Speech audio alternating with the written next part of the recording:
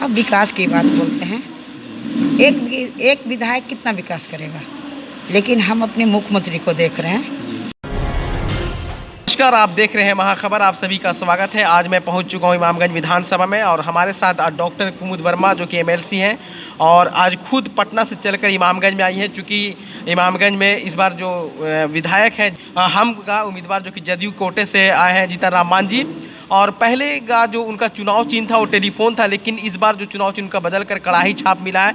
ऐसे में कल नीतीश कुमार भी उनकी कैंपेनिंग के लिए आए हुए थे। चूँकि इस बार मुकाबला त्रिकोणीय देखा जा रहा है। पहले कयास लगाया जा रहा था कि इस बार जो मुकाबला होगा उदयन नारायण चौधरी बनाम जीतन राम मांझी के बीच में, लेकिन लोजपा से शोभा सिन्हा आने के बाद मुकाबला जो है त्रिकोणीय हो गया है।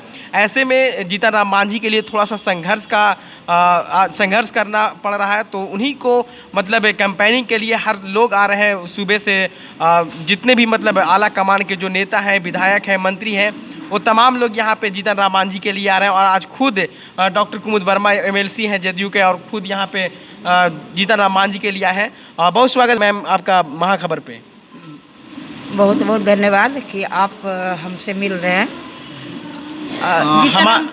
हमारी मुलाकात पहली बार हो रही है। अच्छा। और सवाल आपसे कि जीतन राम मांझी इमामगंज विधानसभा 227 से विधायक हैं, रह चुके भी हैं और इस बार अभी करंट में है भी, और इस बार उनका चुनाव चिन्ह बदल चुका है, कड़ाही छाप।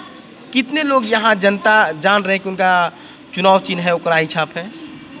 देखिए, जनता बहुत जागरूक है, सोशल मीडिया आज बहुत एक्टिव है, इसलिए ये जानना कोई बड़ी बात नहीं है।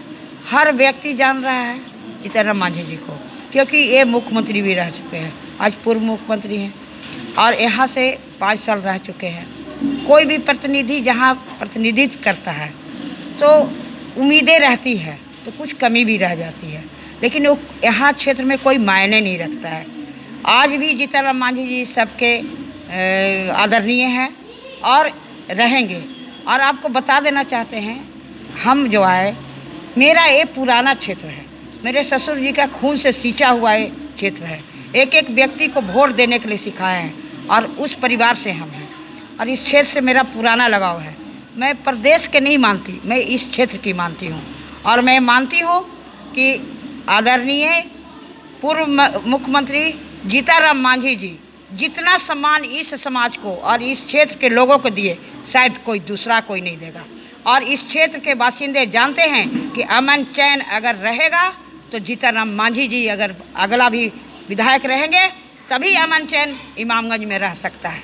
अब मुकाबला जो है त्रिकोणीय देखा जा रहा है, उदयन नारायण चौधरी, जीतन राम मांझी और शोभा सिन्हा के बीच में। इनका क्या वर्चस्व रहेगा जनता के बीच में? कोई त्रिकोणीय नहीं है, ये सब कहने की बात है। अब वोट जब पड़ेगा तो आप देखिएगा, तीसरा का कोई स्थान नहीं है, दो के बीच में रहेगा, जो दो रहे, लेकिन कोई त्रिकोणमितीय नहीं रहेगा। दो के बीच में मुकाबला है जिसमें जीत हम लोग की होगी। जीतन राम मांझी जी फिर से प्रतिनिधि बनेंगे और हमारा सरकार भी बनेगा, आदरणीय नीतीश कुमार जी मुख्यमंत्री भी बनेंगे। आपके अनुमान से जीतन राम मांझी का मुकाबला किन से है? स्वाभाविक है कि अध्यक्ष रहे हुए हैं उदयन नारायण चौधरी और ये पूर्व मुख्यमंत्री ये हैं, तो दोनों के बीच में है। तीसरा कोई कहाँ है? तीसरा का कोई स्थान नहीं है। कहीं भी चर्चा सुनिएगा, कहीं दोनों का चर्चा सुनिएगा। और अगर किसी का कर्म और कुकर्म रहेगा तो कोई और से कंपटीशन हो जाएगा। पिछली बार जीतन राम मांझी ने उदयन नारायण चौधरी को 30,000 वोटों से हराया था। क्या लगता है इस बार भी वही परिणाम दोहरा पाएंगे? एकदम दोहरा पाएंगे, इसमें कहाँ कोई दो मत है। वही माहौल है, वही लहर है, लोग में उल्लास है, नीतीश कुमार जी का काम है। नहीं, लहर यहाँ पर अलग है। लहर ये है कि क्षेत्रीय लाओ, बाहरी भगाओ, ये लहर इमामगंज में दिख रहा है। ये आपको दिख रहा होगा, लेकिन हम लोग घूम रहे हैं, कहीं नहीं दिख रहा है। लोग व्यक्ति को चुनते हैं, बाहरी और भीतरी क्या होता है। लोकतंत्र में कहीं से भी चुनाव लड़ सकते हैं, इसलिए कोई बाहरी भीतरी को कोई मुद्दा नहीं है। एक दो आदमी बोल दिए तो बोल दिए, एक दो आदमी के बोलने से कि वो मुद्दा नहीं होता है, इसलिए बाहरी भीतरी का कहीं कोई सवाल ही नहीं उठता है। क्या पिछले बार यहाँ की जनता का कहना है कि विकास नहीं हुआ? क्या लगता है इस बार जीतन राम मांझी चुनाव जीत कर जाएंगे तो विकास होगा? अब विकास की बात बोलते हैं, एक विधायक कितना विकास करेगा, लेकिन हम अपने मुख्यमंत्री को देख रहे हैं। मुख्यमंत्री ने जितना विकास किया है, कोई भी व्यक्ति उस विकास से अछूता नहीं है। और हम तो खैर महिला हैं, हम पूरी महिला आधी आबादी नीतीश जी के ऋणी, जो 50% पंचायत में, जब शिक्षक की बहाली हुई तो 50%, 35% सरकारी की नौकरी में, बचपन से लड़की जो जन्म लेती है मृत्यु तक उनके लिए नियोजित है इतना योजना। इसलिए 50% तो नीतीश जी का है ही, और 50% जो पुरुष है उसमें से आप मान लीजिए कि कहाँ है, सब लाभान्वित है, सब विकास की ओर देख रहे हैं, तो नीतीश कुमार का वोट तो सब जगह है। छीट फुट कहीं चले जाए तो चले जाए। विपक्ष तो कटाक्ष करती है कि 7 में से योजना फेल है पूरी तरीके से। कोई योजना फेल नहीं होती है। हम महिला है, एक बात बताएं, जब खाना बनाते हैं ना तो उसमें नमक तेज, हल्दी ज़्यादा, तेल कम, तेल ज़्यादा। जब योजना आया है तो 80% योजना अगर सफल हो गया तो उसको सफल मानते हैं। तो योजना देखिए ना, जहाँ अभी आपकी बात आपको बता देते हैं, नल जल की योजना, ऐसा घर था जो पानी पीने के लिए तरसने वाला था, और नल जल योजना से देखिए कि कहाँ क्या हो। तो ऐसा नहीं है, योजना लाया गया है, कहीं कोई कमी है, कहीं कुछ है, लेकिन उसका परसेंटेज देखिए ना कि लाभान्वित कितने लोग हैं। आज रोड देख लीजिए, नली गली देख लीजिए, सारी चीज़ देख लीजिए, आवागमन की सुविधा देख लीजिए। तो कहीं नीतीश जी फेल नहीं है, सब जगह पास है। इनका जितना योजना है पूरे देश में, और अब तो देश के अलावे दूसरे देशों में भी इनके योजनाओं को वो लोग अपना रहे हैं, और उसको देख रहे हैं कि अपने जनता को कैसे हम लाभ पहुंचाएं, कैसे हम उसको विकसित करें, कैसे हम योजना को लागू करें। तो ये तो उदाहरण के रूप में नीतीश जी इतना योजना लागू किए जिसके बाद में केंद्र में लागू हुआ। इस बार का चुनाव 15 साल बनाम 15 साल देखा जा रहा है। कहीं पिछला 15 साल की बात बोलिएगा तो ये 15 साल में कहीं टिक पाएंगे?